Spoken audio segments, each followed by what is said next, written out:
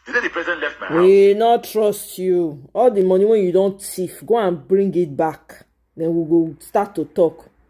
Eh? You don't need to oppose, you don't need to fabricate anything to oppose APC. Their reality is damning enough. You are living under the chaos of a president with a clear plan to unalive Nigerians, leading a government of failure. APC must fall before Nigeria descends into total ruin. Let's listen to this video attached. Red flag.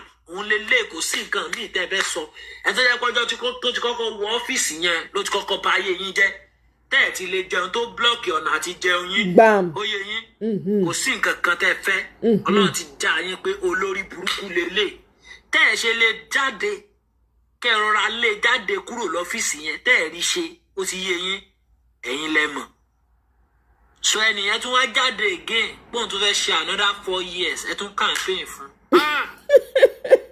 Mo fọlọ́run tó ní ẹ̀mí mi búra ẹ jẹ́ kí n sọ ilé ìfún yín for free tí màá yìí bá wọlé second time. Ìbá ti ráwọn ilé kan ní Ìbàdàn ní ìsìn tí China ti ń gbà. Gbogbo yín pátá wọ́n fi ń yá owó ni. I no fit lie for you. If this man enter again, I swear to Almighty God, ṣé ẹ rí ẹrú tí àwọn bàbá wa ṣe ń gbà kan tán gbé ṣéènì sí wọn lẹ́nu tán gbé sí gbogbo ẹ̀ lórí ẹ̀. Ẹrú yẹn ó ṣì ń tún padà bọ̀ Nàìjíríà because gbogbo àwọn ibi tán ti já owó yẹn àwa ni wọ́n fi replace ẹ̀. Ìyẹn àwa táwa Nàìjíríà kò sáwọn tó ti escape bí àwọn ọmọ mi Yétì gbogbo àwọn Unity Mr. Kúnlẹ́sì àwọn ti bọ́ bẹ́ẹ̀. Ó yẹ yín ṣùgbọ́n àwọn táwa Nàìjíríà torí Ọlọ́run ti fi gbogbo ẹ̀ hàn wá báyìí ẹ tún ṣe mistake ẹ tún sọ pé kó tún wọlé again. Kò ní di pé kẹ́ ẹ jẹun ẹ kúkú gbàgbé oúnjẹ ẹ máa sanra yín jẹ ẹ sọ fún Jamiu pé à ń fa Jamiu ìwọ ni sísun jẹ́ kù lọ́la o ìwọ ni sísun jẹ́ kù lọ́tùnla tó bá lè wọlé again ní ọjà yẹn ó ti yé yín ibi tí ẹ bá ti sanra yín jẹ làwọn tó fẹ́ kó yín lẹ́rú náà wọ́n tún ti dé wọ́n ti wá kó ṣéènì sí i lọ́wọ́ kó sí i lẹ́sẹ̀ because ẹni tó bá yé yín jẹ́ within 24 hours ló débẹ̀. Kò sí solution kankan lè gbìyànjú ní ẹni lọ́ta. Alẹ́ ìgbà kéèyàn rí ẹ̀rìn gan-an. Ó tọ̀rọ̀ ní ìṣù. Man, that guy that came to speak, he was on a TikTok live. He said the one that Tinubu has done for you people are still coming out and saying you want to campaign for somebody. Do you see the houses? Most of the houses in Ibadan has been taken over by the Chinese. He said by the time Tinubu is done, you people are campaigning for him to come to second. He will use you people as collateral. You see those chains that they put on our ancestors back then? Those chains will come back again. All this money they are borrowing, it is you people. It is not the ones that have already escaped Nigeria. It is the people in Nigeria that they will use as collateral to pay. Watch. Omo, I wish you people understand. I mean, some of you will understand Yoruba and understand what he's saying. Man, I don't save that video. That is a very, very crucial video to save. So.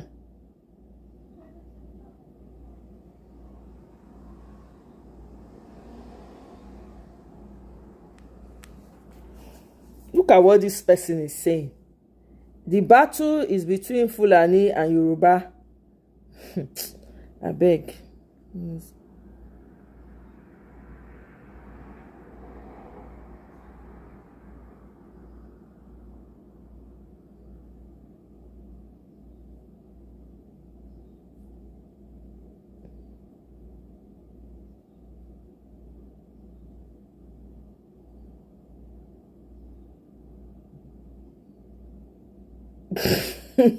Lagos residents are crying. There's heavy flood going on in Lagos in some of their communities. It has wreaked a lot of havoc in Ejede area of Ikorodu, Lagos State, and it has displaced people. It has displaced a lot of residents and submerged homes, vehicles, and properties.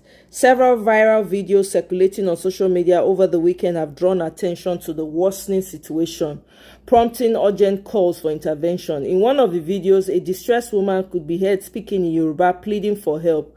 We are in Okwe in Ijede. Have mercy on us. This is our community. We can't enter the house. The flood has damaged everything. I'm not even wearing footwear. Come and save us. Today is 4th of August. Come and rescue people, she said. Another video showed the extent of flooding in the area with homes and vehicles submerged in water. A male resident lamenting the situation said, "This is what I'm facing in my area in Ijede." Oh my God, look at the video. The water full everywhere. Don't cover the entire house. Kai! Somebody now say if people change the name of the street, the flooding will stop. Ah, my God. Nigerians, they go feel them. This election. This rain is heavy. Oh. This is in Ikorodu. Wow, it's really bad though.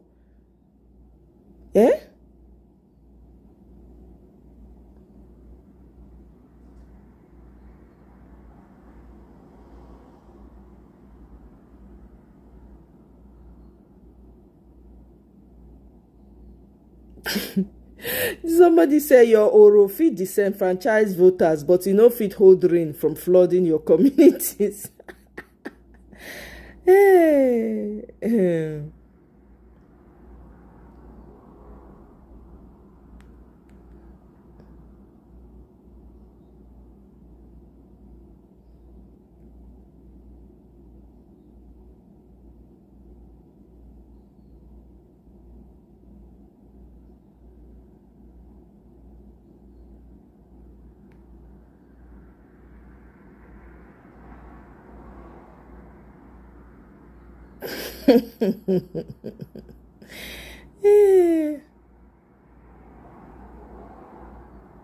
Okay, so somebody spoke on this GMO thing on Twitter. I have to read it. It says T-Pain and his death cult pilloried and insulted Obasanjo for years over his cassava bread initiative. And foolish Nigerians sided with them, not realizing that Obasanjo knew what he was doing, but could not say it out loud because he knew the imperialists would accelerate their plans for domination before we could truly break free. Here we are today, battling a GMO war designed to enslave us with food, something they have tried in the 60s. Whoever feeds you owns you. I look at China, Singapore, South Korea, Japan, and even Malaysia with envy today, knowing that they were not that far ahead of us in the 60s. Finally, Ghana has found a way out. If they can keep this guy for as long as he remains able, they will zoom past the rest of Africa within 5 to 10 years. That includes all of North Africa and South Africa. They need to watch that they don't get dragged down by immigration. We need to kill all corrupt politicians in Nigeria to be truly free. There, I said it. This is Babatunde Gbadamosi that said this. Hey! Nigerians sabi speak English.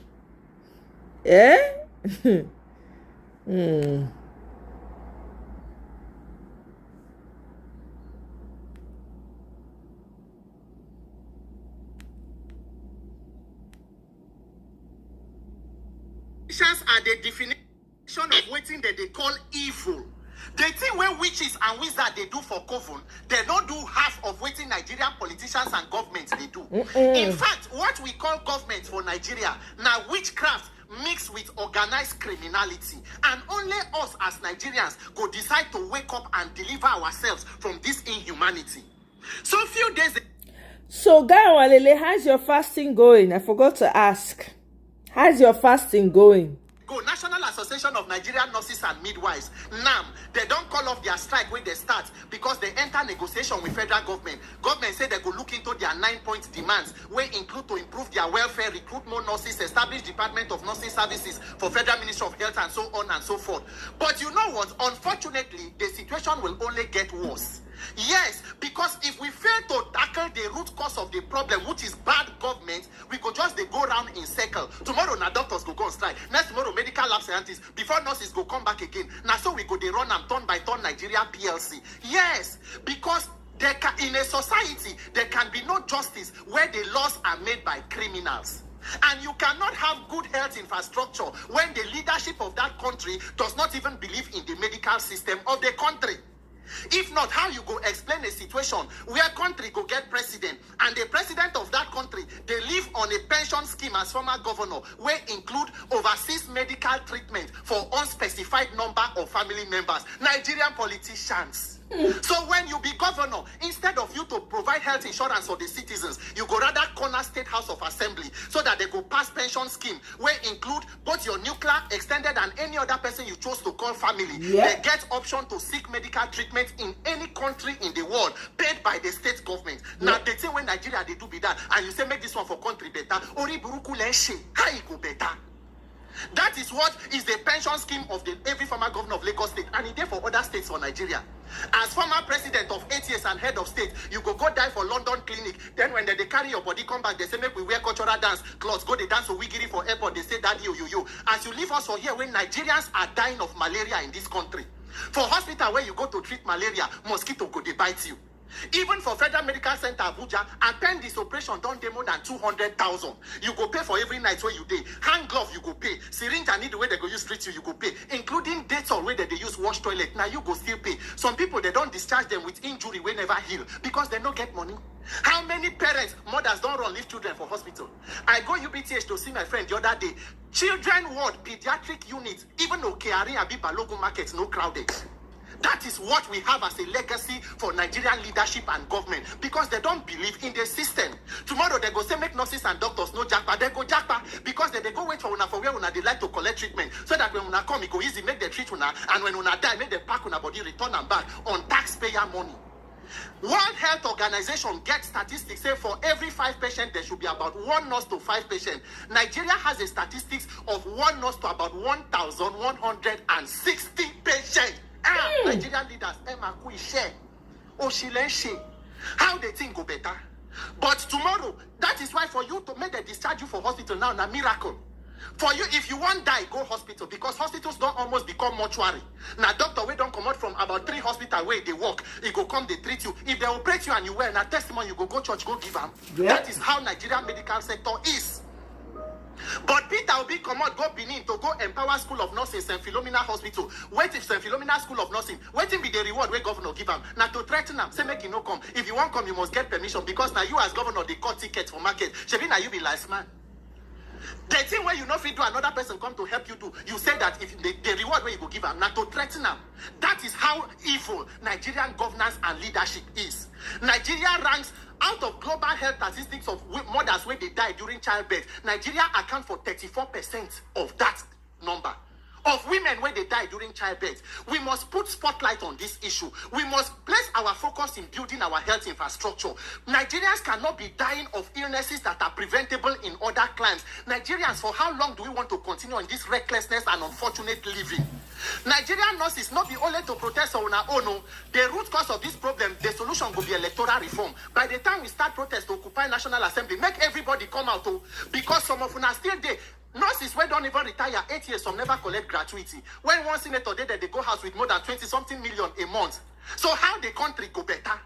What exactly is our option? Continue to wait, make it be your turn. You come and come protest. All of us must unite and take it by the jugular and fight for our own lives. If not, na turn by turn Nigeria PLC. You must fix our health infrastructure. Nigerian nurses and midwives, I stand in solidarity with you. You have a special place in my heart, Nigerian nurses. And when I go know why they get special place on my heart, Matron Anne, I greet you. So everybody who knows that you want to stand and for a better country, you must come out together and let us fix it from the root cause of the problem. If not, tomorrow it will be next tomorrow it will be unical students, dentist students, where they want to scrap them. Now they say Mobi go run, go there. Tomorrow the governor said he go threaten them. Nigerian leaders, Ori Buruku Lenshe, Oshilenshe, fix our health sector. Our hospitals have been Nigeria is not a cemetery where you go to die overseas and they bring you here to bury. Now we stand with you. They must fix it and they must occupy and answer to your 9-point agenda. My name is Peter for Nigeria. Yeah, well, you say you haven't started. Okay, you've been busy moving, but I don't eat till 8 or 9 p.m. Only cafe and water. Okay, that's good. That's good. I've been on the fruit. So I don't eat at all. Just drinking water. But actually, what I've been doing is, like, yesterday I had like a beetroot juice. I just blended beetroot with berries. I had some few berries. I blend and I just drank it. That was the only thing I ate. So that's what I do. So yeah, well, at least you're trying. That's the most important thing. Well done. Kudos. Shock you. What I'm about to show you, it will shock you. So this is talking about the most developed region in Nigeria, and what you are going to see, some people from a particular region will not like it too. And the person that made this research almost tear AI slap. And the way I'm seeing, so AI will cause problem for Nigeria. So let us dive into it. What is the most developed region in Nigeria? The lady can ask, you can see it there already. The lady said, show it from the last to first. Now they can start. Northwest, northeast, north central, south, southwest, southeast. You mean southeast is the most developed region in Nigeria? What is Grog trying to do? Is Grog trying to cause problem in the regions in Nigeria? How dare Grog say southeast is the most developed region in Nigeria? And the guy who went on to now say, are you dumb or what? Talking about health and education alone. Which of southeast is more developed than Lagos? Or you just want to act silly today? I'm starting to believe the rumors that Grog is an IPOB member. Grog not an IPOB member. You see, the level that these people from the southwest we descend to is something that I never believed would ever happen any day. You are not calling Grog IPOB member. The same way they call their own fellow Yorubas that criticize Tinubu IPOB, Omo Ali, Omo Igbo. They've now carried that attitude to Grog too, which is AI. So, of course, you can see it. I'm putting the video there. You can read the picture for yourself. Grog went on to explain to the dumb motherfucker. Because the guy, not that guy go there in severe pain. And any other Yoruba person, when they read this thing now, they will be in severe pain. So Grog said, HDI measures development via health, life expectancy, education, and income. You see, this is what Obi is always amying on.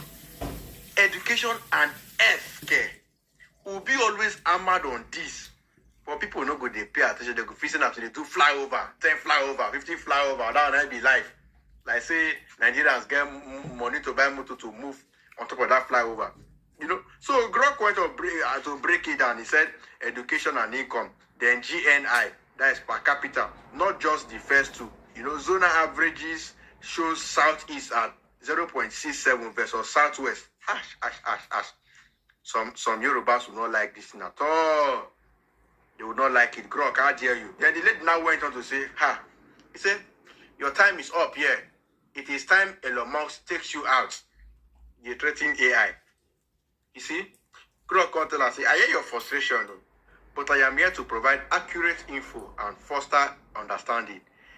Elon Musk built me to seek truth. Let's discuss facts about Nigeria's region without division. What specific point upsets you?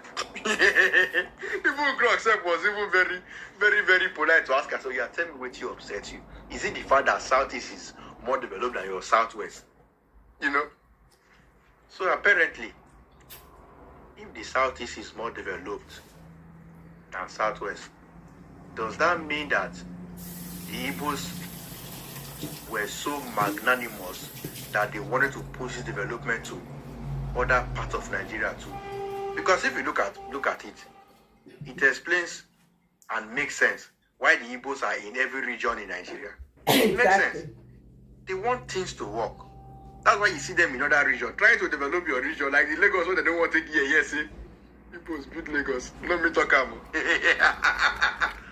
Well, they were part of those that developed Lagos, But painful enough is that many people don't want to use it here to listen to that term, that Igbos were part of those that built Lagos. Like every other region, like me from South too, we were part of those that built Lagos, Yep. Our oil from our region, oil from my village, was part of what built Lagos. But I don't know why it's not Igbo people won't they pain these Yorubas and I they pain their past. I don't even know why. It needs to be studied in school.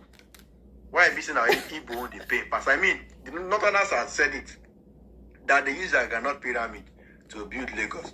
They no great attack Northerners. So, but when they reach Igbos, they will. Anyway, I know some people will be crying premium tears. You can also go and do your research. To not me do the research. Now Yoruba lead night do the research. You can see her name there too. You know, so it is what it is. Your region is not as developed as the southeast, and I'm guessing that if you take out Lagos from that southwest, it means that the rest of the southwest will go back to Stone Age.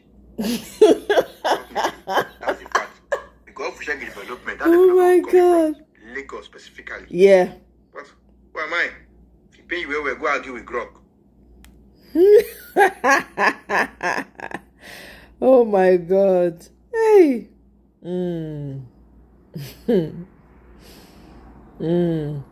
Okay, Gawalele, you said, what did you say? Sorry, I wasn't reading. Yeah, beetroot juice. Yeah, that's what I do. And I have so I also drank what's it called? Hibiscus plant, the juice. What will you call them for Nigeria? I don't forget. Yeah, so that's what I do. I will boil them, drink them, just they drink them. That's what I do. Pio said education is critical. Absolutely, it's a critical measurement of development. Tipe no dey hear word now. Shebi say now whether na statistics we go chop. Look at him doling out fake statistics every day. If the people are educated and they have a skill, they will generate income. People will develop businesses. They will employ people. They will pay people. Those people will be able to afford housing. They'll be able to afford food to eat. Farmers can go back to the farm. You give them the necessary tools. Healthcare helps your production to be well and productive. Exactly. Population. No, they're not. They think that one. All they know how to do is steal and steal and steal and steal.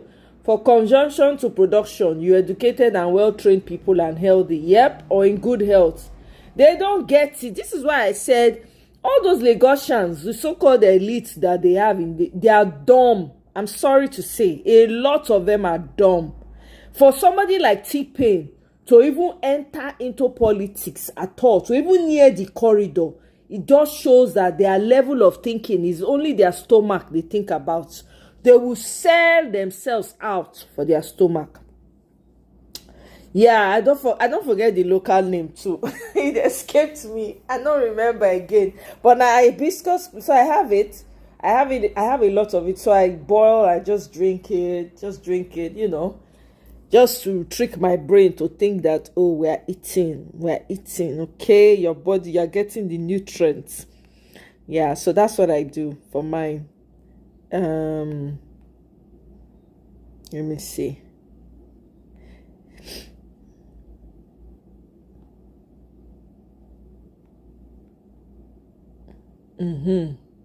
Their thinking is at the level of us. They have sawdust in their brains. They have sawdust in their brains. That's what it is. Because I cannot imagine you have a house, you allow the thief to come inside just because of your stomach. A lot of this has to do with upbringing. No? It shows that most people were brought up badly in Nigeria with no morals, nothing. No contentment, nothing. No, demand for excellence, nothing. They just take whatever comes. That's what this is proving. And if they were smart people, right, you will get the best of the best to be running things for you, but they are not. You will open up you keep shouting, no, Lagos, Lagos, Lagos, Lagos. Open up everywhere. Let's see how Lagos will be empty in a day. Open it up. You don't want anybody there. Open the place up. Open the country up. I beg.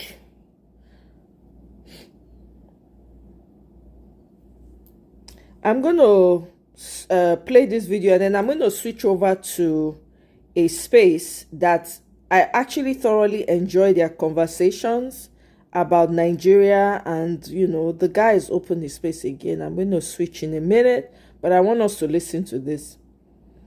They are being taunted, haunted, and trailed by his mandate, that the mandate they stole. Absolutely. They will never have peace as long as they keep holding it without confessing and returning the mandate. No peace for the wicked. He is a failure. Yeah? They still see him as a genius. You need to see them on Spaces. They'll say, oh, he's a strategist. Mike, what did he strategize? What exactly did he strategize? We just need the will of the... Hello and welcome. My name is Magnus Oraka. You know, I've always wondered, what exactly about this man, Peter Obi, that gets everybody worked up, that makes everybody want to become evil, that makes everybody wants to become, the most heinous and hideous person that I can ever describe. For starters, I thought they said Peter Obi came a distant third and poses no threat to any government. Why is it Peter Obi? Why is it always Peter Obi? It's so bad to the extent now that the Tinubu government has employed a lot of social media trolls to begin to change narratives, to begin to give you narratives. And these narratives are aimed to either discourage you or either to accept the fact that we have been captured and there's nothing we can do about it. And to give you, the narrative also is to make Tinubu look like a god that cannot be touched. That's not true. Some of these narratives that I have jotted down is like, one, that Peter Obi is weak. I don't know where they got that thing from. For a man who is resolute, who has principles, who has confidence, who has... Last time I checked, the character of a man is not judged by his skin or color or race or region, but by the content of his character. How do you describe a man who has astute character being weak? A man who stands firmly by his decision. I don't describe that person as weak. I describe that person as firm. Even at that, the strong ones like Buhari and Tinubu that have ruled, that have led this country, to where have they led this country with their strength? So don't be deceived. They said Tinubu cannot be removed. For me, Tinubu is the easiest president that can be removed. We just need the will of the people coming together to remove him. Yes, he has INEC, yes, he has judiciary, but if the people come together and tell them that whatever you do will be met with grave consequences, Tinubu will be removed. They said if you give Igbos the presidency, they will break this country apart. That's a lie. The Igbos need Nigeria more than Nigeria needs Igbos. So everything they tell you about breaking is just a lie. They that have kept this country together, what kind of country have they given you? A country where you suffer and a police is getting 1,500 after 35 years and a politician is getting 20,000 naira in a month? Is that the Nigeria that you want? No. Is that the Nigeria you want that must remain one? No. They tell you that Obi's followers are reducing. That's a lie. I can tell you that those who didn't vote for Peter Obi did not have now realized and are wiser and they will vote Peter Obi this time. Peter Obi's followers have increased more than it is before. They tell you that they do not vote for Peter Obi. That's a lie. They not are wiser now. That the ungodly union they have with people that are taking over their land, unaliving them and pushing them away from their farmlands, that relationship will no longer be. And if a man comes to your place, he doesn't blow his head, doesn't blow himself up, doesn't take over your land, he doesn't tell you that this farmland is my own, he doesn't live in the bush, he comes to the town and stays in town. How is Igbo man a threat to Nigeria? That's a lie. They tell you that Tinubu is saving us from Fulanis, that if not for Tinubu, Fulanis would have wiped out Nigeria. Really? People are still losing their lives every day. And Tinubu is there saying nothing, declaring no state of emergencies in states where 200 people were unalive. This is not a country we should call and protect. Now, I am making this video for you to watch out for these narratives. They are there to tell you that Peter Obi is not possible to vote Peter Obi. Atiku is better. It's a lie. Peter Obi is the only man out of the choices we have right now that can actually salvage this country. So don't be fooled. Don't let them arrest your mind or sow doubts in. Yeah, that's exactly what I was looking for. They sow doubts in your mind. Let me tell you the truth. Together with one voice, we can remove these criminals. Together with one resolution, we can remove these criminals. Together with one goal, one purpose, one focus, we will remove this.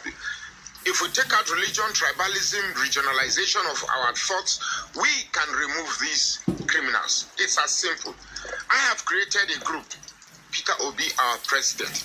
You will see the link in the comment section. Please note that it is only those who are truly believing that Peter Obi is our president will be members of that group. Join me as we start the journey of rescuing this country from drug lords, criminals, thieves, and looters. My name is Magnus Soraka. Please follow this page and share this post now. I don't even know the name of his. Okay, I think I'll go and find it too. It's Water TV on TikTok. Okay, I'll go check him. I wonder if let me see if it's here. He said, okay, it's not here. I'm telling you, we're getting the country back, man. Everybody just need to unite. And he said it. Well said. Honestly, where is Lagos? And for GRV to fix that city, better waste management, better roads and bridges designed for Lagos. Yep, Magnus is one of the best in his reading of the back. Yes, he is. Absolutely. I've listened to him and I know. Yeah. I want Magnus Araka as coordinator in the obedient movement. Man, who can you talk to that's going to reach out to him? How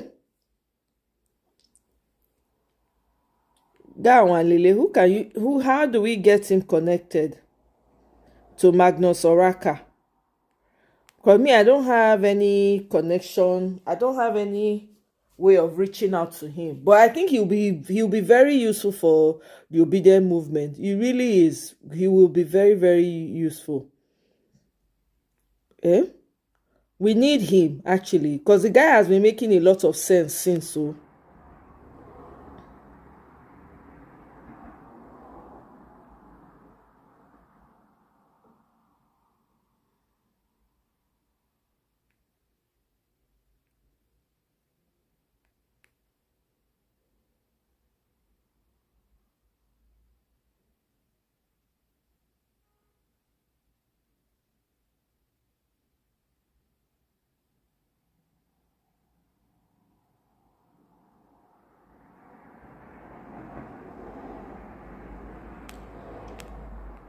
Peter Obi says he will do one term and everybody is up in arms because they know that they are criminals. They cannot do the same if it were them. That's the problem. Call Abdul Karim. Idris will call Tanko. Easy to get Magnus' number and make the connection. So if I call Abdul Karim, for instance, Idris, and then he calls Tanko, how do you now get the Magnus Oraka's number? How? We have to have the number first now, so we can pass it on. We have to. How do I make the link if I don't have his contacts? I need to have his contact information now.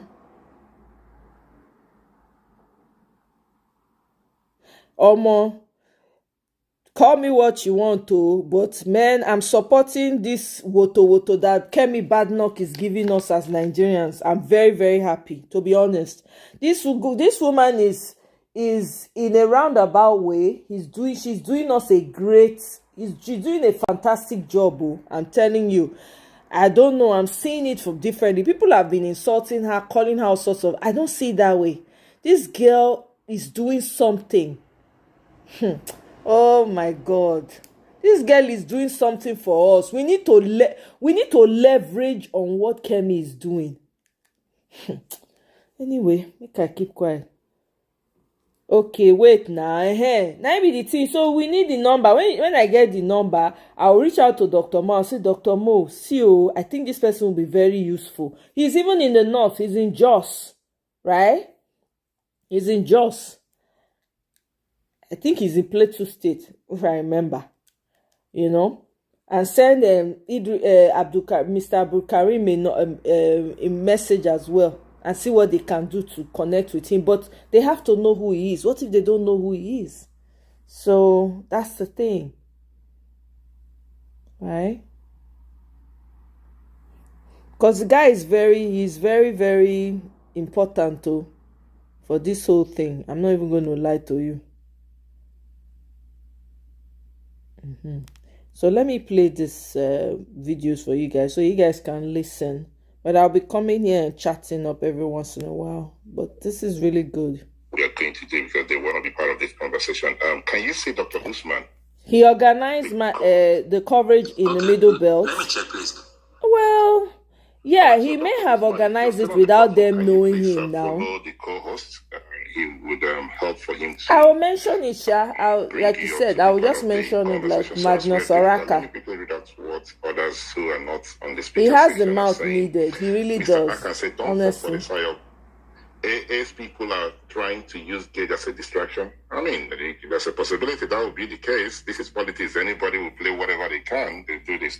And Mr. Omasri, yeah, in 2023, yeah, I'm aware of that. But Goodluck Jonathan can constitutionally, you know, a lot of people did a lot of things that were very active that don't necessarily have any contact with the people at the top. That's another angle, and there's other things that people are saying here. Mr. Smallton has said, didn't Peter Obi work in Jonathan government, or is Peter Obi a new politician? If you need a new politician, maybe it's Showere, who has never been part of the system. Peter Obi from ABGA, PDP, Labour Party to ADC at the same time today. So those are the things that some people are saying on the comment section. So as we are waiting to have new speakers, I'm sure that our co-host is doing the best he can to bring them up. Please, the 13 individual requesting for the mic, put it on the comment section so I would be able to tell Mr. Greles to bring you up. As we have Mr. Williams. Williams, good evening. What is your take? Do you think Goodluck Jonathan should come back? Okay, sorry, Williams, hold your thought for a minute. Greles, you raise your hand, sir. Dr. Usman is out of the space mindset, please.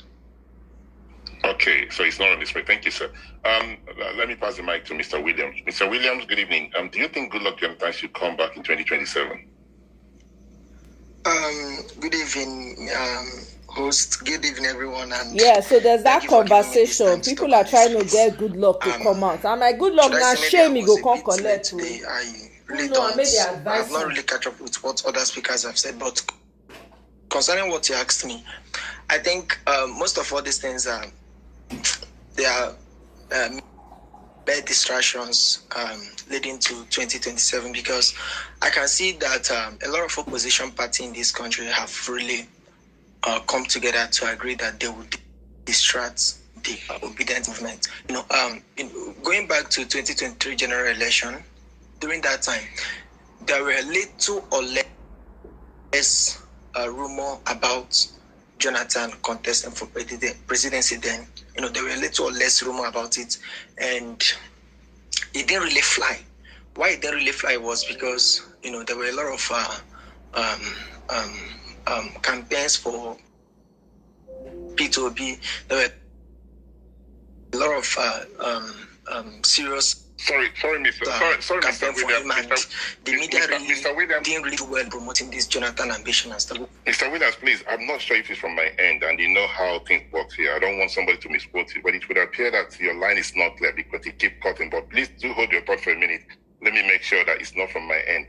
Please, those on the speaker section, are you guys able to hear him clearly?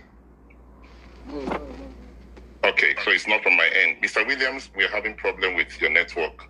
Right, it's from your end, because you say one thing, the next, before you continue, it will cut off and everything. So if you don't mind, sir, if it's perceived to do so, to sort of whatever the problem is, or you might want to leave this platform and rejoin again, and we'll pass the mic to you if that's okay, please. Thank you. Okay, let me do that. All right, thank you very much. There are a lot of requests. Unfortunately, they are not coming up. Mr. Co-host, how are we getting on, sir? Frankly speaking, I am not able to see them requesting, but I have sent a request to up to 3 persons, so I'm waiting for them to accept mindset. What I will recommend, sir, if it's safe to do so, please look on the comment section. You can see quite a number of them. Gentle Obedient said, I'm requesting. Mr. Aku said, I'm requesting. And then we have Dr. Etik said, I'm requesting. We have Nini said, can you bring me up? We have Dr. Usman as well said there. So we have about 17 requests. So it would appear that you're not seeing them, and they would like to be part of the conversation. And if there's any other person who wants to help to be a co-host, please do let us know, then we can make you a co-host. Mindset, you can make me. I'm seeing Dr. Usman. I'm seeing him on the space. I'm seeing him. Right. All right. Thank you very much, Big Sam. So I'm gonna make you a co-host to help to bring down only Dr. Usman, but any other person that you can see. And I'm hoping that you have not blocked anyone, please. So, Dr. Big Sam, you're a co-host now. Please, can you bring as many people as possible? Let them be part of the conversation. As we have, pass the mic to Mr. Williams. Williams, you have the mic, sir. Okay, I don't know if you can hear me better now. Go ahead. Let's see how it goes. Go ahead. Okay, so my suggestion then was because of what really occurred during 2020. No, sorry, Mr. Williams. Mr. Williams, no, it's not. I mean, Jonathan. Sorry, I'm going to help you move your mic. I was hello. Saying that it didn't fly then because there were a lot of campaign for people. Sorry, I think it's from his end. It would appear that we are moving from different thing, and the conversation is not flowing the way it should. But I am the one that removed him as a speaker because it's not really happening. Dr. Sam, Big Sam, how are you getting on? In becoming I'm trying to bring Dr. Usman. Okay, I've seen. Okay, can you please bring him up and bring every other person up and let them be part of the conversation, please? Thank you. Then we have Chief Kabal say I'm requesting. We have Stanley said I'm requesting. So the two co-hosts are doing a great job, but unfortunately, for some reason, they are not able to bring these guys up. Big Sam, you have not actually accepted to be a co-host, right? You know that. You're not a co-host, Dr. Big Sam. I said Dr. Big Sam. Big Sam. Yes, mindset. You're not a co-host. It's not showing that you're a co-host, so you cannot bring anybody up if you're not a co-host. Mindset, apologies for interrupting, please. The thing is, some of them will drop the comment and then leave the space and come back again. They are not stable. That is the challenge I'm having here. Okay, that's okay. You can only do what you can do. You can't do more than you can. There's nothing we can do about it. If you're not able to bring them up, that's the best. You have done your best. So, it's been a very interesting conversation. Unfortunately, there are a lot of people who would like to be part of it, but for some reason, it would appear that their network is not allowing them. But I think we can see Dr. Usman, who has joined. I'll bring a lot of people now. Thank you very much. I wish I could pay you for your service and yourself and Dr. Greylist, but thank you guys. So let me quickly pass the mic to Dr. Usman. Dr. Usman, good evening and thank you for joining us. There's a rumor out there that Goodluck Jonathan is coming back again. What is your take on it? Yeah, good evening, Mindset. Good evening, everybody. Thank you for the co-hosts and the work they're doing. And you also. So to me, that's a rumor about Goodluck Jonathan running again. In every election cycle, that rumor always comes up. So I don't pay any serious attention to that. I don't think I have a thesis, and maybe I'll be wrong this time. But my thesis is that Jonathan is not going to run under any condition. The reason is the presidency that Jonathan had left is no longer the same presidency. The economy that he had left is no longer the same economy. Jonathan was able to thrive as a president, even though people, kind of think because he has empathy, that was the reason why he succeeded. It's not actually his empathy that made him succeed. It's because he was he ran under the PDP. And the PDP used to be the most organized political party in Nigeria history. They have got their founding fathers who have some ethics in the party already set up. And also Obasanjo was able to run for 8 years He solidified the economy, cleared our debt. Yar'Adua came. He was able also to do some very good things together with Jonathan, and then that happened. Jonathan took over. So Jonathan didn't actually took over a very comatose economy. So it was an economy that was being re-engineered. It was an economy that was on a very serious upward trajectory that we've never seen in the last 40 years. So also the people who brought in Jonathan, people like Obasanjo, they have, godfathers. They were instrumental in assembling a very competent team for him. You can see people like Ngozi Wela, who was part of the Obasanjo administration, who performed wonderfully well, and many others were part of still the Goodluck Jonathan administration. So Jonathan has some very lucky stars as a president. So if he's actually smart, he doesn't have any business with the comatose presidency and the economy that we currently have. The APC have already destroyed what he left behind, all the legacies, almost all the legacies of the PDP. If Jonathan comes back, he's going to struggle a lot. First and foremost, he has lost his political base completely. It was Obasanjo's base, the old former PDP guys, some part of the Yar'Adua administration, cabals and all that. They were instrumental in helping him win the 2011 elections. Now all of them are gone, or some of them are dead, some of them have lost touch with the grassroots, or they're powerless. So if Jonathan comes around, who is going to do the assembling of the team for him? How is he even going to start from? So I think that's a distraction. So what we need somebody who was never president, because if you have been president before, if you're smart, you cannot go back to the mess that the APC has currently created. It's only a Peter Obi who was never president, who wants to be president. It's only an Atiku Abubakar who was never president, who wants to be president, that actually want to take that very serious job. And then I always pity the next guy who's going to come after Tinubu, because the kind of destruction these guys have done, we're never going to know the extent of it until they leave and we have a sensible person in there. So in conclusion, I think that's a distraction. Goodluck Jonathan, in my thesis, has no business with running for president in 2027. Thank you. All right, thank you very much, Dr. Usman.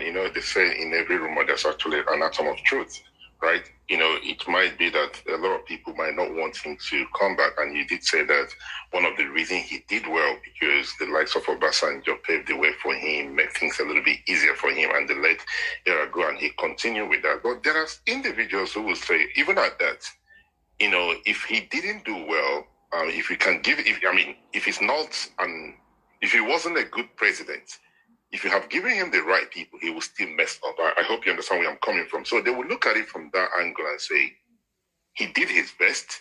And, looking at the political calculation, he only has to do 4 years constitutionally. That's a much better thing for a lot of people, especially from those in the north who are doing these calculations. We stand a better... Sorry, let me land, please, so you can... respond if you want to. Thank you. So I wanted to look at it from that angle. Please go ahead if you want to respond, so I can pass the mic to some other person. Yes, sorry to interject. I was just laughing.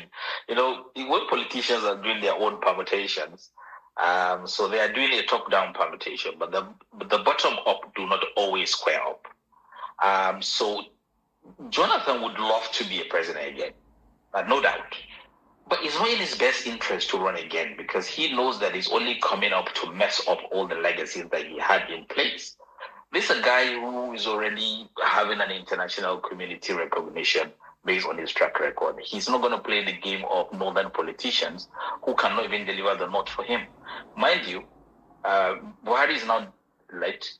The person who is likely going to inherit Buhari's legacy to an extent, not everything, is Atiku Abubakar cycle with Nasser El-Rufai and those, Abubakar Malami and co.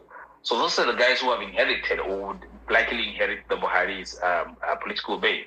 And Atiku, if he is healthy and if he's alive by 2027, that he's going to run. So where is Jonathan going to get the votes from?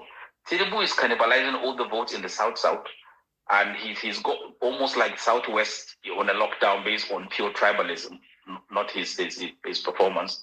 The Southeast doesn't really have too many votes. So if Jonathan is running, under which platform is he going to run? ADC? And where is he going to get the vote from? I'm a northerner. And then I know if we have a northern guy like Atiku on the ballot, Jonathan is not going to win so many states. But I might be wrong. Thank you. All right, thank you very much. That's Dr. Usman's opinion, and you have every right. Anybody have every right to disagree with him, and you can, put your comment on the comment section. But let's be very respectful with that in doing so. And then, if you would like to come on the speaker section to speak and disagree with him, please do so. So I pass the mic to Dr. Etu. Dr. Etu, good evening, and thank you for joining us. Jonathan, 2027. Do you think it's a good idea for him to come back? All right, thank you, Mindset. Thanks for having me tonight. No, it's not a good idea, and I don't want to say that I'm very sure, but at least to some certain limit, I think Jonathan is not going to run. Like the previous speakers have already said, this is just a rumor, maybe from the Atiku's camp. That's their people. And sorry, is it from my end? Are we having problem with Dr. Etu? Please, somebody help out. Hello? I can hear him. I can hear him loud and clear, Mindset. You can hear him, so it's from my end. Should I continue or I should wait? I don't know. I'm sorry, sir. I'm sorry. I do apologize, sir. But I wasn't able to hear you, but I do apologize. But others said they were able to hear. Please go ahead, sir. Okay. All right. Thank you.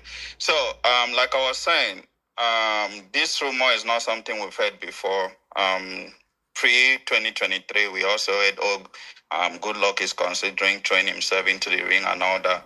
But let us look at it this way. Good Luck is not a desperate politician. If we are looking at the man himself, he's more like, I would say, an honorable person. Noble. Someone that doesn't even want the trouble of this country. Because based on, how his last presidency was, the humiliation that the whole nation propaganda from APC, they all did to him and everything. Like the previous speakers rightly said, the man has gotten some international recognition. He's even at a very happy place. So I don't think he is going to even want to consider putting himself in the ring because, truth be told, anybody to beat Bola Ahmed Tinubu right now needs to be someone that is genuinely loved by the people. Because it's only genuine love that can actually motivate people to go out to vote and to protect the vote. Right now, a lot of people don't even trust anything in Nigeria. Nobody trusts INEC. Nobody trusts the institution. Nobody trusts anything. So if you're bringing out a candidate that people don't genuinely love, just kiss 2027 goodbye. It's just going to be the same thing, the right result, and they announce. I've been talking to a lot of APC people that I know, both, some of big men in the APC and all. The only person they fear most, this is me just being very, very honest, is Peter Obi. That is the nightmare of any APC member. So some people talk about Atiku. Atiku is a desperate politician. I have a lot of respect for him. But there's a time in a man's life that you just have to know that, okay, I have been trying this thing. It's time for me to give up. Because 2027 is a delicate thing for Nigeria. We need someone that can motivate people to come out. And sincerely speaking, of every candidate I could actually look at right now, there is nobody. Personally, for me, I've never gotten involved in politics before, like to go out to vote or to do anything until Peter Obi entered the scene. That was the first time I ever in my life donated money, campaign, did every sort of things, And majority of the people that even did those things are outside the country. So you need a leader that will actually motivate people to come back. And I can tell you tomorrow, if someone like Peter Obi, whether he's in the coalition or he decides to run alone, is in the ring for presidency. In fact, because we've all learned our lesson, it's going to be a do or die affair. I've already said to myself, I said to the people that I mobilized before, I said 2027, we are not going there empty-handed. We are going with 2 by 2. It's going to be either I die or you die. No, nobody. No, 1 minute. No, 1 minute, please. 1 minute. Mindset, I understand where you are coming from. See, Mr. Doctor. For someone, no, I know as a doctor, a professional, I'm not supposed to talk like this, but to be honest with you, I've traveled the world. I've lived in Middle East. I've lived in Europe. I've lived in America. You see every place, how organized. And when you now looked at your country, you look at what these guys are doing. throwing monies around on, like, Doctor, monies that would have been... Doctor, if I may, you're a doctor, so I will respect, your profession and everything. Please, I'm trying to address things when it comes to... Can you please kindly, sir, mute your mic for a minute? Now, there's a need for us to follow the conversation, and, I know sometimes it's very difficult to move from the topic and move to other topic. This thing, we might call it rumor that Goodluck Jonathan is coming, and a lot of people might not believe it. But there is things happening, there are talks happening there. Whether it will manifest for him to be the president, I do not know. All right? So, and everybody have the right to campaign for their candidate. But I would like a situation whereby we have a topic. Yeah, you can briefly talk about your candidate, but let's stick to the text. Tell us the reason you think Goodluck Jonathan should not come back. Tell us the reason you think what he did in 2015 was right or wrong. Tell us the reason why you believe. I would like us to go, follow that route if it's possible. Please, let's not digress and then we go back name callings and everything. I am not saying you shouldn't say your candidate, but let's 90% of what the conversation is centered on being what we are discussing. I hope that's okay with you, sir. Please. Doctor. Yes, sir. All right. Thank you. Okay. I'll stick to the talking point. Okay. So my reasons for saying that Goodluck coming into the one, where is Goodluck based right now? If we are to talk about permutations, if Goodluck come into the scene, where is it going to get vote from? Is it from the South? Yeah, politically it might be right because constitutionally, based on the Constitution of Nigeria, is only bound to do one term, which I can agree with you. The same note that people are saying that, they'll rightly accept Goodluck. These same people, if you talk to a few of their allies there, they were solely disappointed for the fact that Goodluck decided to run again in 2015 election. Because they felt like the gentleman agreement, in as much as nobody has seen any written document or signed document anywhere, but at least based on the pre-election permutations, and everybody knew, there were rumors and some saying going around that there was a gentleman agreement that, we'll allow you to, do 4 years. After that, we'll take over. And I think it's based on that same gentleman agreement that led to the coalition that happened in that 2014, where Atiku and all these other big wigs moved to APC and decided to, run all the propaganda to throw him out.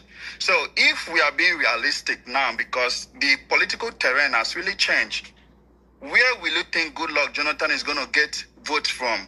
I don't see personally any young person going out there to... Yes, if we have Goodluck on the ballot and Bola Ahmed Tinubu on the ballot, most preferably Nigerians will want to vote for Goodluck. But the point now is not voting. Voting is not the main problem in Nigerian election now. It's how we can defeat INEC and every other instrument that Bola Ahmed Tinubu is using. That's why I said that anybody that has to win 2027 has to be someone that has the love of Nigerians, because the person you love is who you are going to vote and you defend for. So Goodluck, yes, I might look, I said, why will I want to go and throw my vote to Bola Ahmed Tinubu? Let me rather give it to Goodluck. I'll vote and go home. But the situation right now is that every Nigerian wants everything to be done and settled at that polling unit before I even get to the coalition center. In fact, we want all the election, every result, everything has to be settled there, because every Nigerian has learned a lesson from 2023. But if, let me say, for instance, Peter Obi entered the coalition, they decide to do a direct primaries, and eventually Goodluck, let's say the rumor is true, Goodluck Jonathan emerges as the presidential candidate. I know Obi is a very honorable person. If he chooses to go that route, he would decide to step away, and not run. So at that point, we have just the option of Bola and Goodluck. Yes, Nigerians will vote for Goodluck, but who is going to defend the vote? Because at the end of the day, they will do the same thing. INEC announces Bola Ahmed Tinubu, and it ends. The next thing, because Goodluck is not even the kind of person that wants to push people to go on the street and fight, like in terms of blood. Because if he was that kind of leader, he would have done that in 2015 when he lost. He would have wanted to use the instrument of power to retain power. But he said it that, his ambition is not worth the life of any Nigerian. So this is a noble man, and I think he understands the political terrain has changed, and I don't think he was going to run. But if eventually he runs, and for the fact that he enters the coalition and wins the ticket, if that happens, yes, As a Nigerian, I'll vote for him, but I will not stay there. I'll just, if I even try to cast my vote, that's if I'm even voting.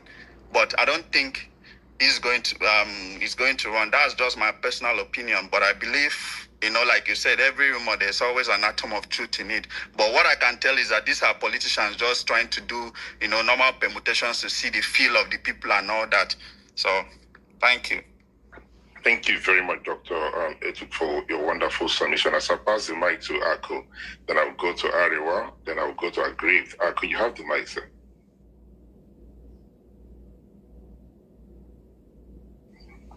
Am I still audible? Hello, yes, Mindset, I heard it. Thank you. Am I audible?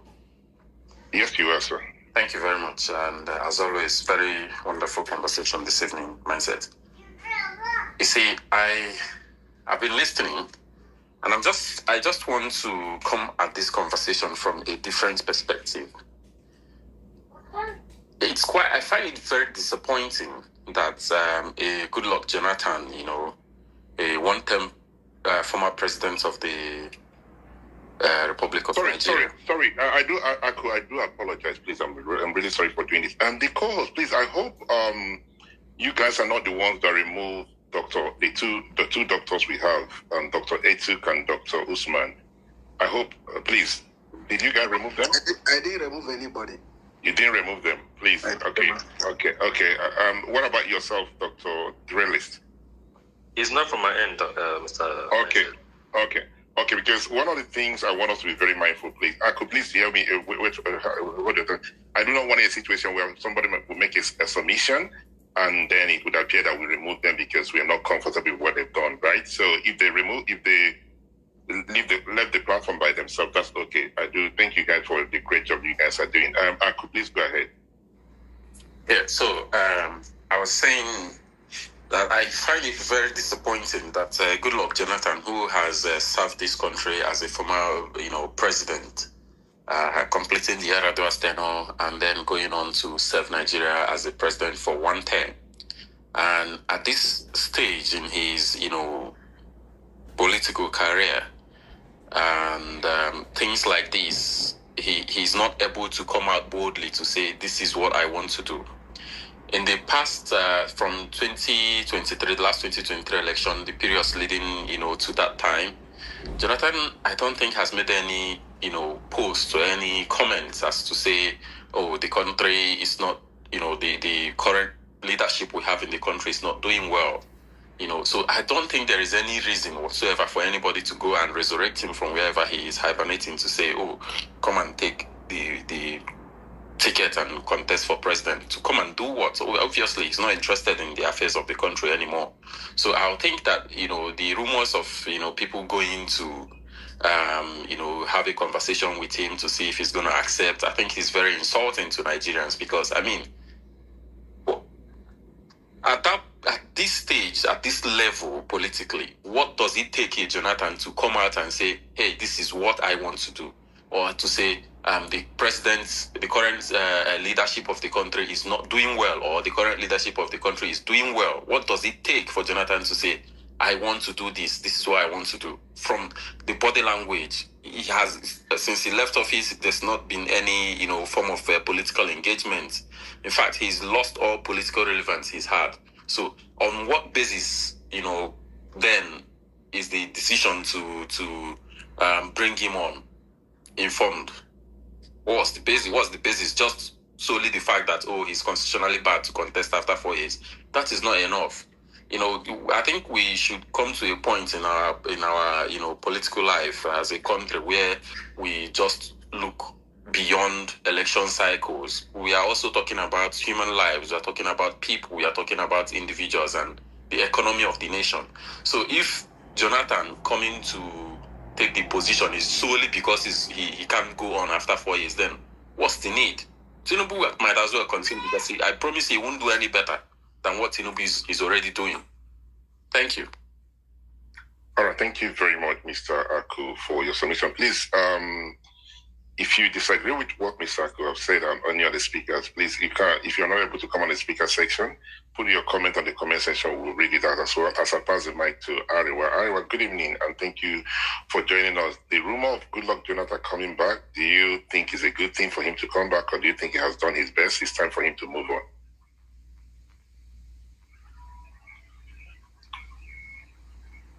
I want to believe I'm still audible, right?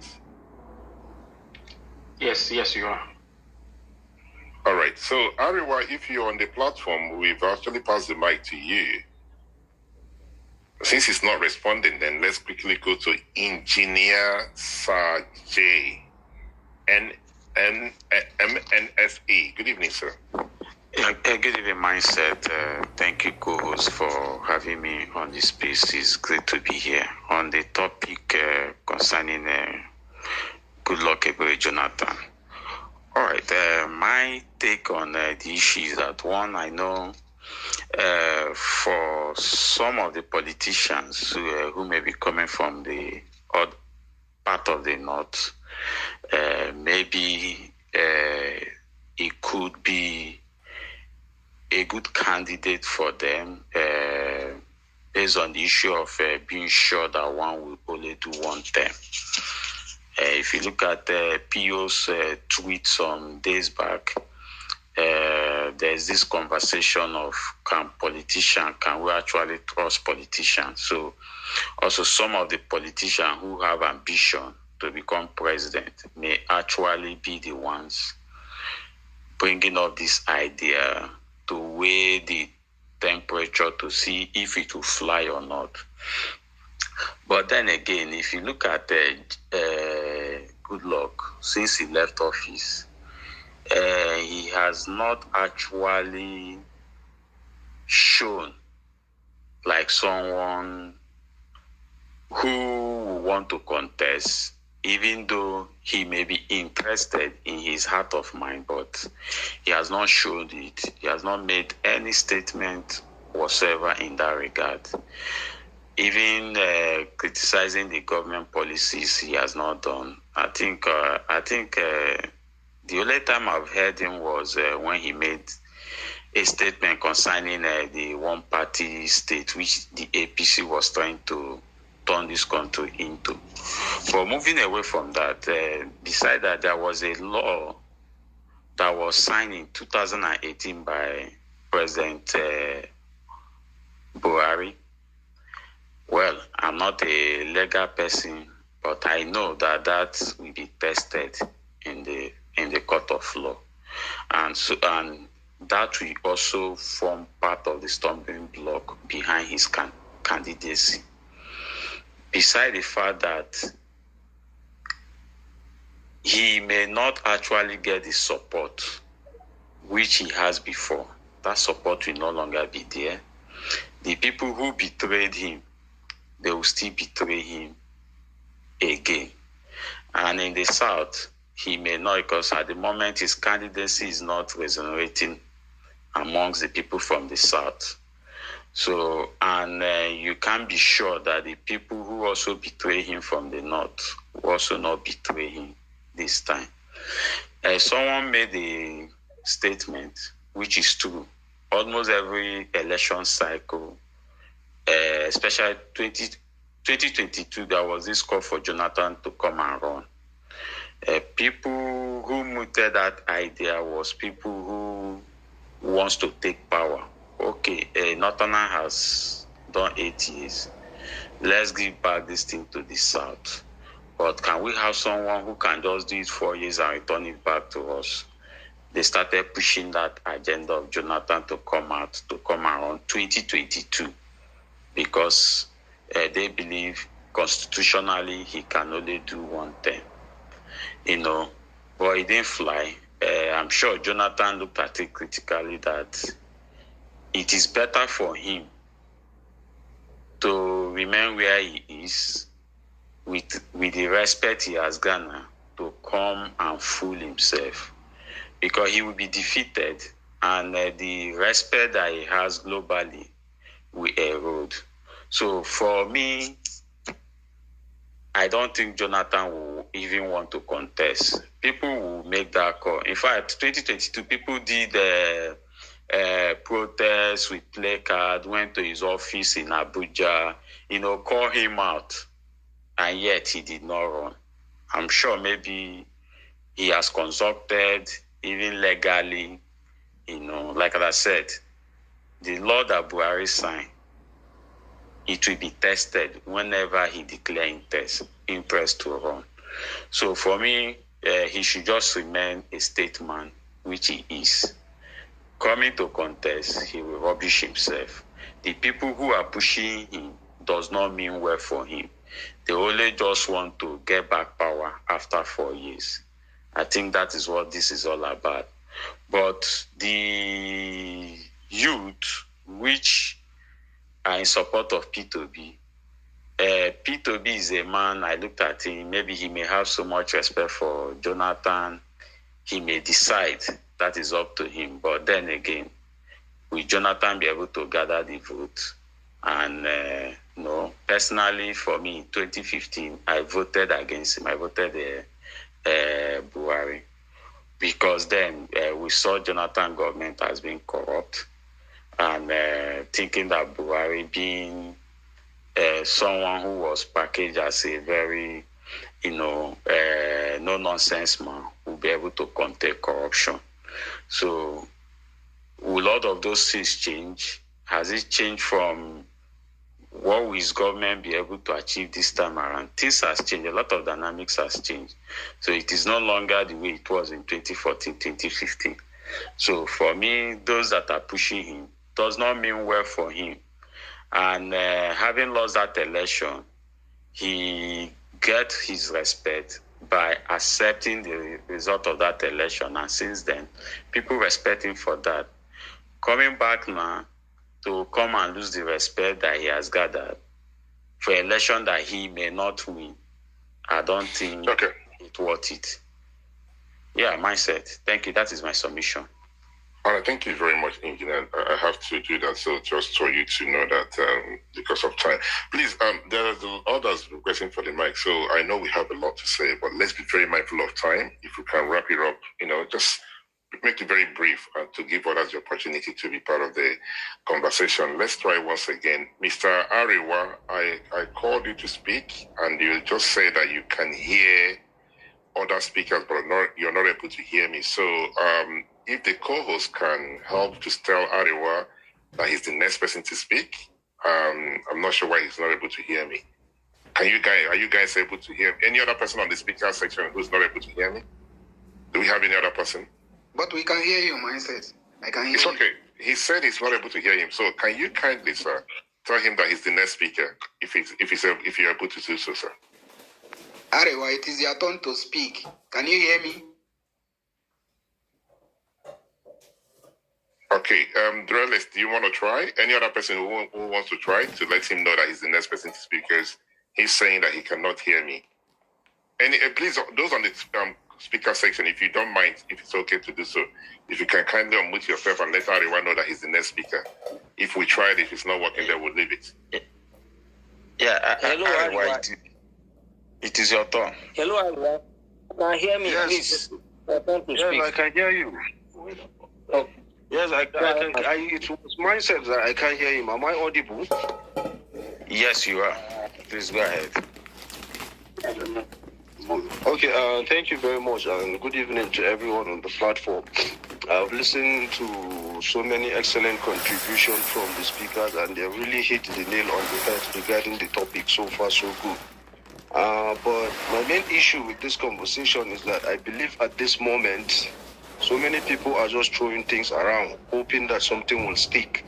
And in my own perspective, I believe it's even the work of the Tinubu administration, because the coalition is getting momentum, and the key players, the more you have people who are vying for the office of the president, the more divided the entire cycle is, because it has now been reduced to, I think, practically two people as far as the EDC is concerned so far. That is Atiku Abubakar and Peter Obi. And I don't even think if Goodluck Jonathan is really interested in running for president, he should be coming to the ADC. I mean, he's more of a PDP person. He doesn't have any, if you look at the ADC closely, look at their political history with him. He doesn't have friends there. So if he's going to actually contest for president, I think he should be it will even make more sense to me if he's contesting in the PDP rather than the ADC. And the question of whether he will actually do the needful, I think we've come a long way from his administration. I think the only thing that made us appreciate Goodluck Jonathan now is because we had people who are worse than him. But it was not like he wasn't bad. We've had better. And nobody is saying anything. If you look at the administration of like Yar'Adua and all, when Yar'Adua was in power, nobody was criticizing him that much. Well, I could remember vividly, and anybody who is old enough to remember the administration of Goodluck Jonathan, it was a very serious moment of torture for everybody as of that time. And unfortunately, it got worse with the next person that was coming in. So I don't think there is anything that Goodluck Jonathan left in the office of president that he hadn't done in 6 years that he was opportune to rule this country. I think if he's forgetting something in the office, he should send somebody to go and pick it up for him. But I've never seen his candidacy as a serious candidacy, to be honest with you. He lacks the dexterity, the ruggedness that the current 2027 election is requiring, because you are not going against anybody. He was an incumbent president with every might beside him, and Buhari is not as determined and ready to take the bull by the horn like Tinubu, and he was ousted.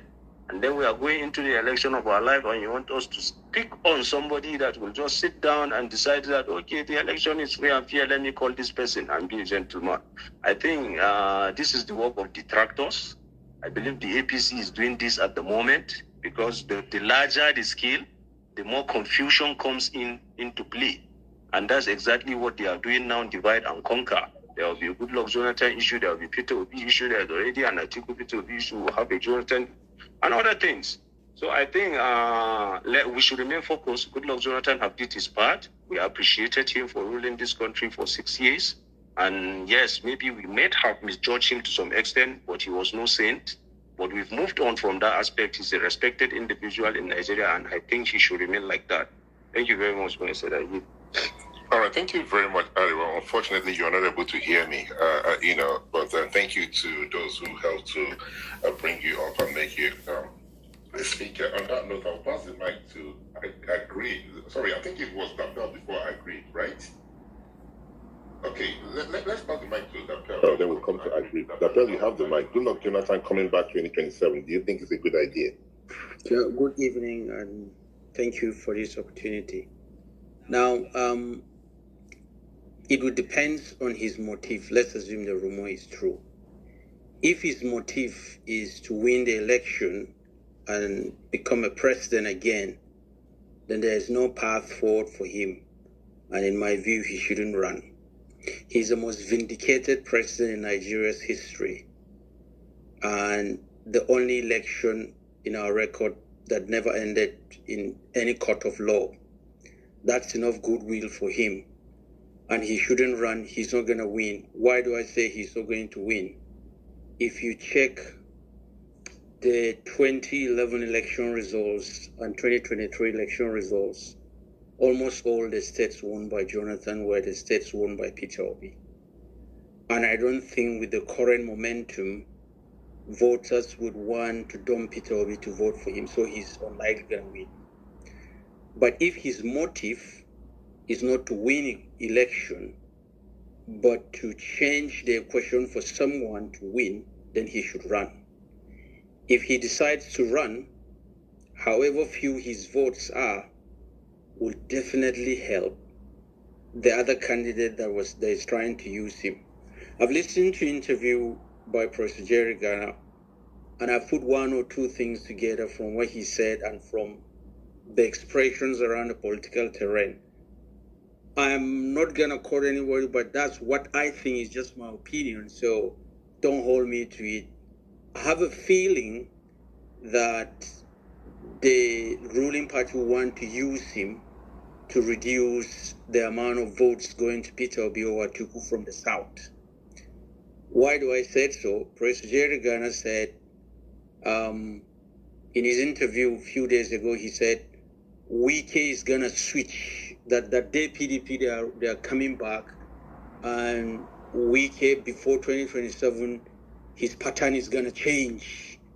And the journalist was pressing him, said, but he has endorsed a presidential candidate in APC, so no, his pattern is going to change. You will see, which means PDP is gonna have a candidate, and he's gonna support that candidate. So if he supports a PDP candidate like Jonathan, and Peter Obi is on the ballot, Peter Obi has made it clear he's gonna be anybody's running mate, and he's gonna run for president. So if he succeeds in getting Jonathan on a ticket, Wike can decide to say, okay, I'm working for Jonathan in PDP. I want to defeat APC. But we know that tactics will defeat any other party for APC. Now, I don't know if it's out there, but his wife seems to have said she's declared support for Tinubu. So I put one of these things together and I say, okay, if that's the game, then so be it. Then one last thing I forget, Jonathan was never in power for 6 years. He was in power for 5 years, from May 2010 to May 2015. Just to let that the last speaker said it. And I don't think too we should discourage peaceful actions like Jonathan calling Buhari to concede defeat for him and said, you go. It doesn't show that he was a weak man, but he decided to follow the path of peace, and I think we should encourage that. Thank you. Because look at 2011, people were killing cold blood, and no apology for that. Coppers were killed. So if he decides not to do that again, he say his life is not worth the blood of this. I think that should be encouraged. Thank you. All right, thank you very much, Dape, for your wonderful submission as always. Let me quickly, before I pass the mic to Agri, do bear with me for a minute, please. I know you're the next speaker, but let me quickly read out what others are saying on the comment section. Mr. Samuel says, I don't know why people keep celebrating, I think he's celebrating him, celebrating GJ. Good luck, Jonathan. He's not a leader, and he's the reason APC is in power.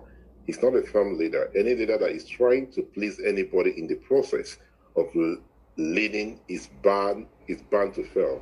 That is good luck, Jonathan, for you. Thank you very much, Mr. Samuel, for your wonderful submission. And Mr. Nicholas says, good luck does not have what it takes to solve Nigeria's issues. One, due to his personality, ineffectiveness, and non-proactive approach to issues, he would have functioned better in an ordinary working society. Nigeria needs one who would destroy the current structure and attempt to do something new without fear or favor. Nigeria needs Peter Obi. That's Mr. Nicholas. Thank you, sir, for your wonderful submission, contribution, sir.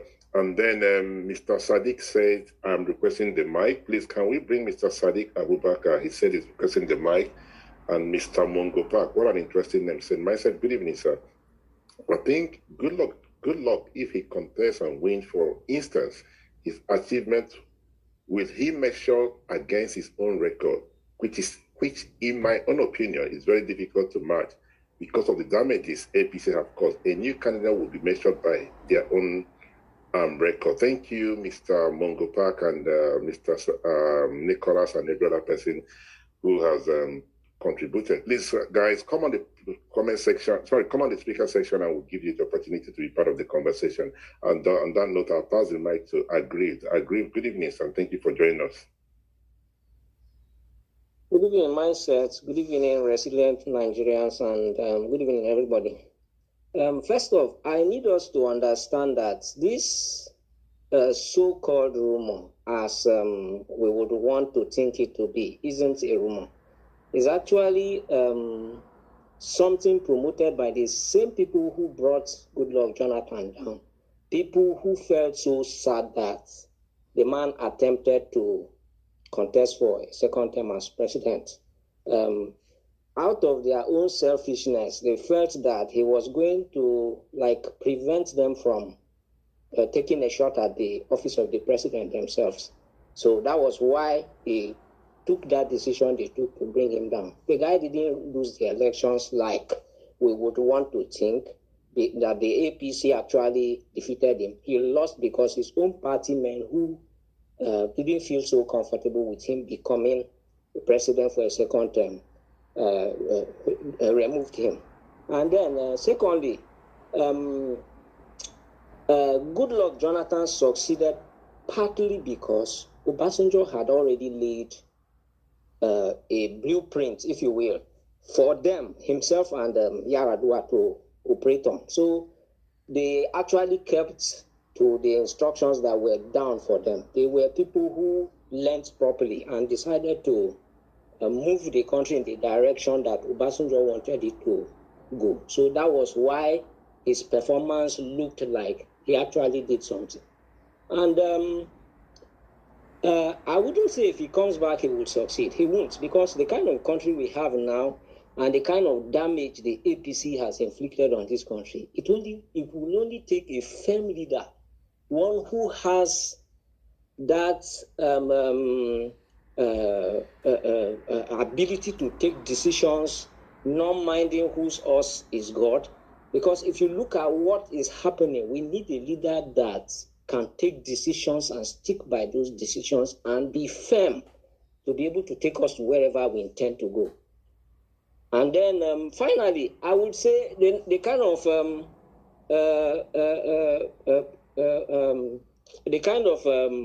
welcoming that Peter Obi is enjoying now, I don't see Jonathan as someone who can actually get those kind of favors.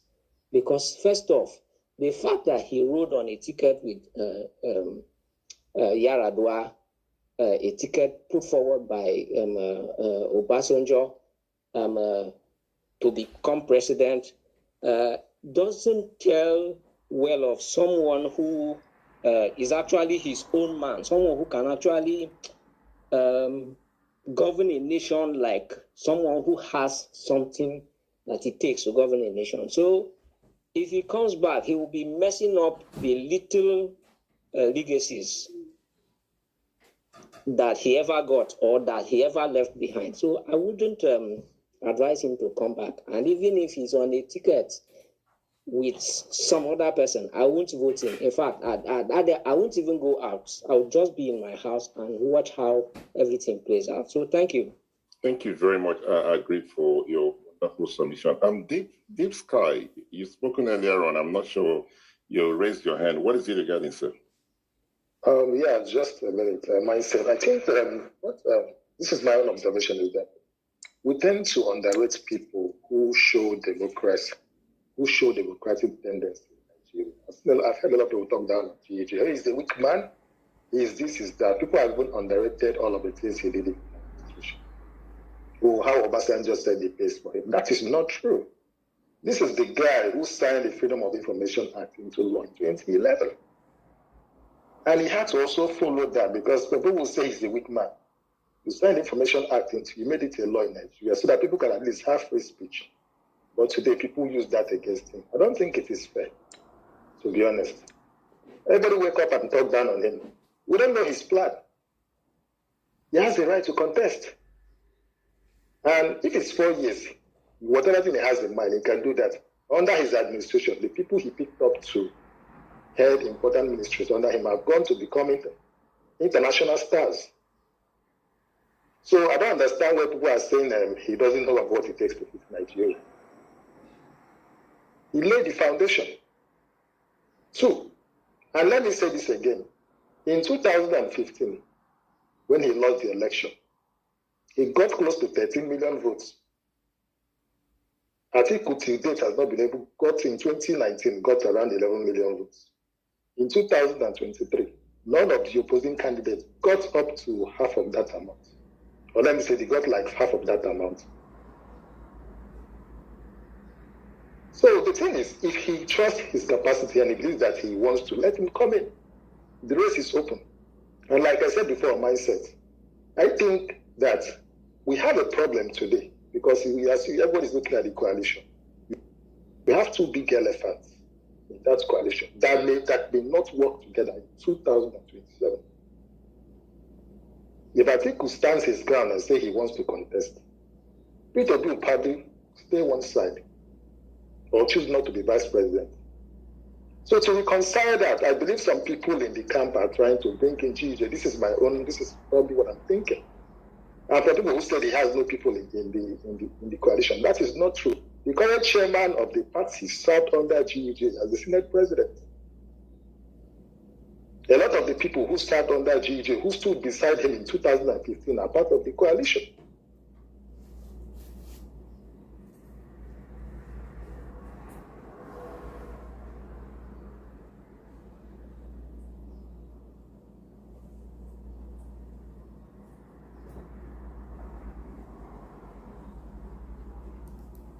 Uh-oh, what happened? Oh man. Okay, I think the video crashed.